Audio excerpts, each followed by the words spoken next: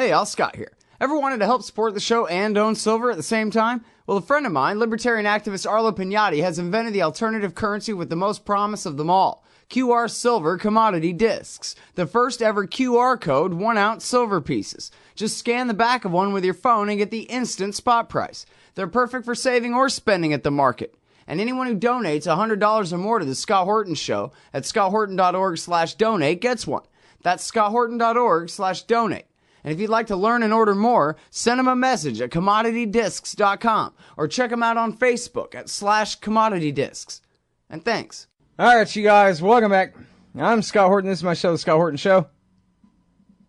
And our guest today is the other Scott Horton, heroic international anti-torture human rights lawyer, former chair of the New York Bar Association's Committees on Human Rights and on International Law, professor of law at Columbia Law School and at Hofstra, and contributing. Well, originally, when this happened on June 9, remember, the next morning, it was electrifying news all around the world that 3 people had died at Guantanamo, and Admiral Harris, who's now the commander of the Pacific Fleet, went before the press and said this was an act of an asymmetrical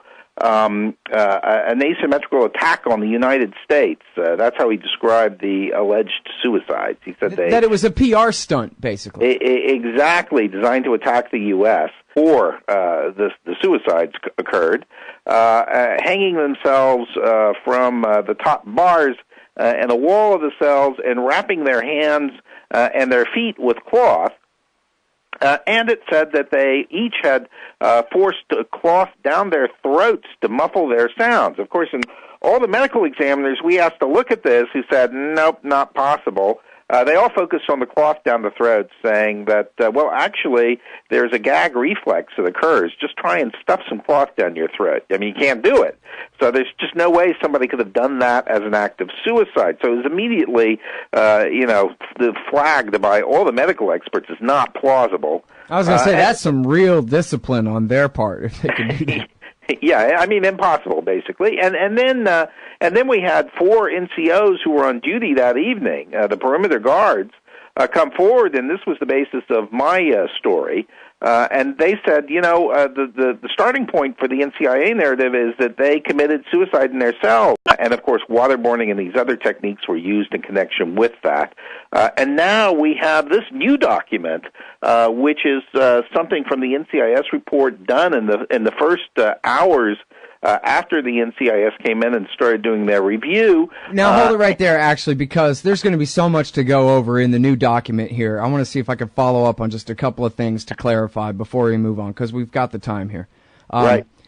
First of all, how certain are you? Are you completely certain that this Camp No and that Penny Lane are the very same thing? 100%. Okay, and now I believe that, I don't know who all is we, but didn't we all know that CIA had a base there all along? And I wonder whether, did you always know that Camp No was the CIA base, or there was a discrepancy, you still weren't sure whether there was a different base that was the CIA one, or what's that? They actually had 2 bases. They had another one called Strawberry Fields, which is another facility. So we did not know before Matt and Adam did their article that Camp No and Penny Lane were the same thing and it was a CIA facility. We had a bunch of sources telling us this was definitely an intelligence facility, but they wouldn't narrow it down to whether it was CIA or Defense Intelligence or something else. And so now we know why they closed it. It was after these suicides, so-called suicides, was why they closed it down back in 2006. I think that's a fair premise, because it's like right after these suicides occurred, the decision is made to shut it down. Not just that, but it's after these suicides occurred that the National Security Council then takes a decision to shut down the entire black site operation and get the CIA basically out of this special interrogation program, also to change the parameters of the interrogation program. And, of course, it's been suggested that there were, quote, a lot of serious mistakes, close quote, made by the CIA in connection with the program, and I think now we're looking at one of them. Well, now, the last time we spoke, just a few weeks ago, about the Senate report, you said that you suspected that there were many more than just the two that were already, official deaths in CIA custody in the Black Site program, and that you suspected there were quite a few more. I wonder now if this is what you were referring to, or you think many more than that, perhaps. Bingo. No, I think these three definitely can be now very clearly connected directly with the program.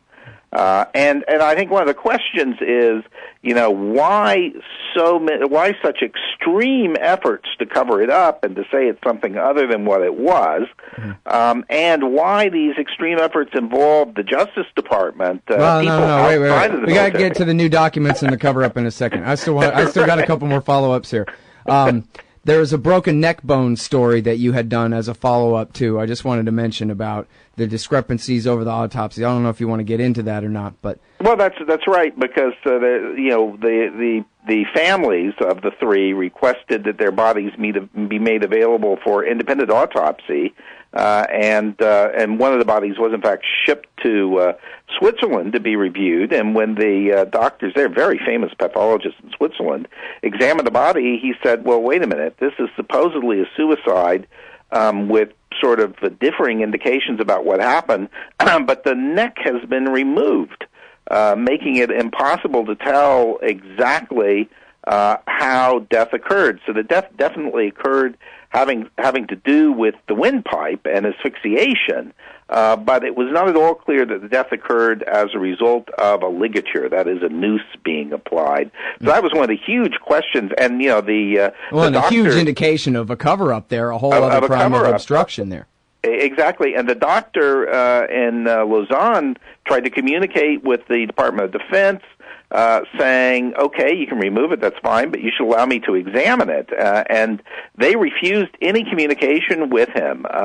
And in fact, I know, and I subsequently saw an email sent by the Department of Defense pathologist who was responsible, saying, "I'm sorry, I know it's professionally correct that I cooperate with you, but I have been ordered not to speak to you or to respond to your requests." So there was, there were high-level orders given to block, a meaningful check of the pathologist's report. Mm-hmm. And under the excuse that, well, he's a foreigner or something, he's outside of their chain of command, so they don't have to. No, actually, it's a violation of international health and safety rules and a violation of the Geneva Conventions, which actually required them to cooperate. Wow. So it was an illegal move that was done. All right, now we're about to have to go out to break, so let me just ask you real quick, and maybe you won't have time to answer all the way, but what about, I still don't understand how it makes sense that they would kill three guys the same way, all at the exact same time, one after the other on one night? Yeah, well, now the damn music's playing already. I'm terrible at timing this thing. It's a hard break, Scott, and we got to take it. But when we come back. That. It's the Other Scott Horton, everybody, the heroic anti-torture international human rights lawyer and journalist from harpers.org, and his case is even more proven than ever before about the murders there at Penny Lane in 2006, and we'll be right back after this. Hey, y'all, Scott Horton here for The Future of Freedom, the monthly journal of the Future of Freedom Foundation. Edited by libertarian purist Sheldon Richman, The Future of Freedom brings you the best of our movement, featuring articles by Richman, Jacob Hornberger, James Bovard, and many more. The Future of Freedom stands for peace and liberty, and against our criminal world empire and Leviathan state. Subscribe today. It's just $25 per year for the back pocket-sized print edition, $15 per year to read it online. That's The Future of Freedom at fff.org/subscribe. Peace and freedom. Thank you. Listen, if the detainee dies, you're doing it wrong. That was right there in the memos from Guantanamo Bay. Try it different next time. I don't know. I'm Scott Horton. I'm talking with the real Scott Horton, the other Scott Horton, the heroic anti-torture international human rights lawyer and former chair of the New York Bar Association's Committees on Human Rights and International Law and professor at Hofstra in Columbia, and journalist at Harper's Magazine, the oldest magazine in America. And he's written this article, The Guantanamo Suicides, back in 2010.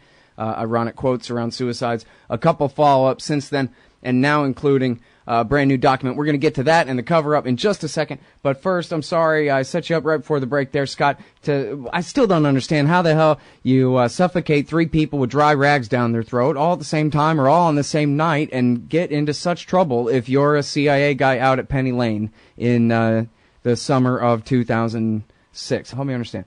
Well, I think we got to start with the word murder because you used it before. And I would say at this point, we don't know. We know that there were homicides. We don't know that there were murders because we don't know all the details of exactly what happened. I think it's clear that these three people were taken to Penny Lane, that they were subjected to some sort of procedure there, and that they emerged dead or close to death. But there are issues of intentionality that go here. And here, I think what happened is that a technique was being applied to them, and it was misapplied or not correctly applied. In the way the cloth was probably too large in volume, and it was probably put in too far. And so instead of just creating a sensation of asphyxiation, it actually caused them to choke to death.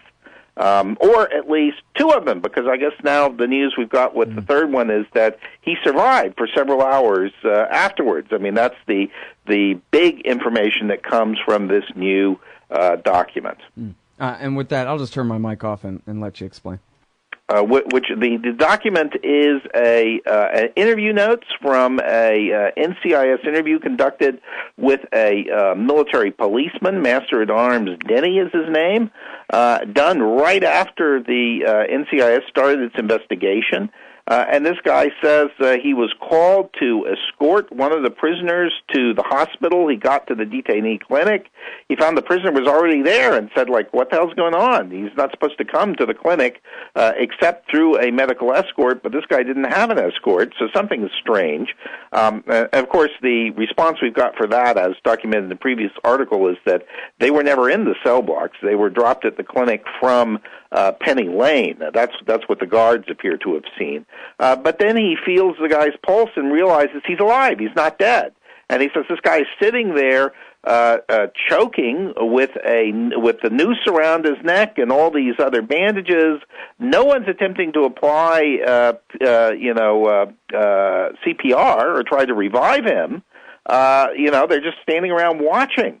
And so he gets very agitated about that. And he also notices that another guard is there wrapping his hands with these bandages. And he says, it's the same bandages that the guy's got around his throat and around his feet. So the NCIS report claims that these bandages were applied by the prisoners themselves as they attempted to commit suicide. Now we have documentation showing that, no, it's one of the guards applying them, obviously trying to stage or create the appearance of the suicide had occurred. He then starts to escort the guy to an ambulance, and then he's driven over to the hospital, and they apply CPR as he's being moved, but he still has the ligature, the noose around his neck. So, of course, applying CPR while that's in place, choking him, doesn't help him. It probably makes his physical condition actually worse. And this I'm sorry, Scott, by this time we're talking how much later after this guy has found him here and said, hey, what's going on, and started working on him? We're talking more than an hour later. So this is basically, we're looking at 3 hours after the time when, according to the military reports, these people were dead, all dead in their cells. Man. And the guy is not dead. He's still alive. At the hospital, he's taken. They begin some revival efforts, but what's going on is the command post is calling, asking over and over again, is he dead yet? So, it's a surreal, really disturbing scenario that's described here, with people standing around waiting for this prisoner, sort of not happy about the fact that this guy is still alive, standing around waiting for him to expire and then expressing relief when he does expire, when he does finally die. And through most of the time, no efforts being undertaken. He's surrounded by medical professionals all around in a clinic and in a hospital. Most of the time, no efforts being taken to revive him. And then when things are done to revive him, they're actually harmful to him rather than helpful to him. So it's a very, very disturbing situation that's described. And then this document was to have been an appendix, Exhibit 25, to the NCIS report. When you look at the NCIS report, it says that there is an Exhibit 25 there. When you go back to it and see what they've disclosed as Exhibit 25, it's 3 pages from 2 different documents which have nothing to do with the actual Exhibit 25. And this document is then found in a haystack of other papers, And when we get the document and start looking at it, it's really some very, very good forensic work by some students at Seton Hall Law School. They get this document, they think this is Exhibit 25 and someone has doctored it. Mm-hmm. They use Adobe Acrobat, and they go in and start removing some of the redaction blockage of text and find underneath, indeed, Exhibit 25, the mark. I love it when that happens, when they do the redactions wrong and people can just go hit Control-Z on it and clear everything up. It's another great example of how not to do redaction. Yeah. Well, we don't want to give them too much. Well, I'm sure they took note. Anyway, so this is incredible. I mean, I learned this, I was telling the audience earlier, I was born when Gerald Ford was president. So I've just been raised with my whole life with this wisdom, this conventional wisdom, this kind of just basic truth about life, that it's when you lie about it is when you really get in trouble. It's the cover-up that really gets you in trouble, because now how many different federal prosecutors and U.S. attorneys have a reason to nail somebody to the wall for obstruction of justice? You just can't go and remove report contents like this. Isn't that some kind of fraud in a legal case? Well, definitely. I mean, to start with, we've got homicides going on, and the homicides are being obscured, so that's obstruction of justice. Now, the problem we've got here is who's taking a lead role in the obstruction? The Department of Justice seems to be taking a lead role in the obstruction. And that's something else that's going to be coming out in the next few days in the major report that's been done by the students at Seton Hall, in which they document how the Justice Department covered up what went on and tried to throw congressional investigators off the scent by giving them false information. There are a series of letters and there are emails between people inside the Justice Department trying to coordinate misstatements to members of Congress about what happened. Wow. Yeah, I know a guy who used to jokingly say that he thought the entire Monica Lewinsky thing was just a stunt to get rid of the independent prosecutor statute. Because, boy, they hate having those independent prosecutors, And I guess they can still do one in exceptional circumstances, but they sort of got to pass an ad hoc thing to do it, rather than having a statute that's supposed to kick in, right? Yeah, well, the Attorney General has the discretion to appoint one if he wants to. What happened was previously we had a statute that said if Congress demanded it, they had to do it. But what we have here is a situation where it's clear that the Justice Department is a part of the problem, so to speak. They can't be credibly expected to investigate it. So the only way this could be dealt with really would be through the appointment of some sort of independent prosecutor. Mm. Well, and so now Harper's Magazine is a pretty big deal. I mean, I don't think they can just completely ignore this. I know it didn't get a whole lot of traction back when the story broke before. But this is some really powerful stuff that you're publishing here in the form of this document in Harper's Magazine. So I wonder if you think that politics, or do you have any signals yet that politics are changing on this question? Maybe some congressmen are going to take up the issue or anything like that. Well, this is really right in the heart of this dispute between the Senate Select Committee on Intelligence and the CIA. That report is done. It's awaiting declassification and publication right now, and the disclosures here go to the CIA's PSYOPs operation at Guantanamo, which we know already from the report surrounding the Senate Committee report is one of the areas where the CIA was pushing back most aggressively and refusing to give information to the Senate investigators. So I think one of the questions we're going to look at right now is, did the Senate investigators ever get any information about this, or were they stonewalled? And I expect to see that the Senate was stonewalled about this, that they did not get information about it. So I think we're going to see the stage set for a follow-up inquiry. All right. Well, thank you so much for your time and your great journalism on this, Scott. Hey, it's my pleasure. Great to be with you. All right, everybody, that's the Other Scott Horton, heroic anti-torture international human rights lawyer at harpers.org. Check out his blog, No Comment. And it's in the print issue here. Follow up, a missing document and a new obstruction case. Today's show is brought to you in part by Audible.com. You can get a free audiobook download at audibletrial.com/Scott. Audible has over 100,000 titles to choose from for your iPhone, Android, Kindle, or MP3 player. For Scott Horton Show listeners, Audible is offering a free audiobook download with their free 30-day trial. I personally recommend Dirty Wars by Jeremy Scahill. It's great for anyone wanting the inside story on the cruel and counterproductive terror war of the Obama years. You can sign up for a free 30-day trial and download Dirty Wars at no charge by going to audibletrial.com/Scott. That's audibletrial.com/Scott. The military-industrial complex. The disastrous rise of misplaced power. Hey, y'all, Scott Horton here. I'd like for you to read this book, The War State by Michael Swanson. America's always gone to war a lot, though in older times it would disarm for a bit between each one. But in World War II, the U.S. built a military and intelligence apparatus so large, it ended up reducing the former constitutional government to an almost ceremonial role and converting our economy into an engine of destruction. In The War State, Michael Swanson does a great job telling the sordid history of the rise of this national security state, relying on important first-hand source material, but writing for you and me. Find out how Presidents Truman, Eisenhower, and Kennedy all alternately empowered and fought to control this imperial beast, and how the USA has gotten to where it is today. Corrupt, bankrupt, soaked in blood, despised by the world. The War State by Michael Swanson, available at Amazon.com and at Audible.com. Or just click the logo in the right-hand margin at scotthorton.org. We should take nothing for granted.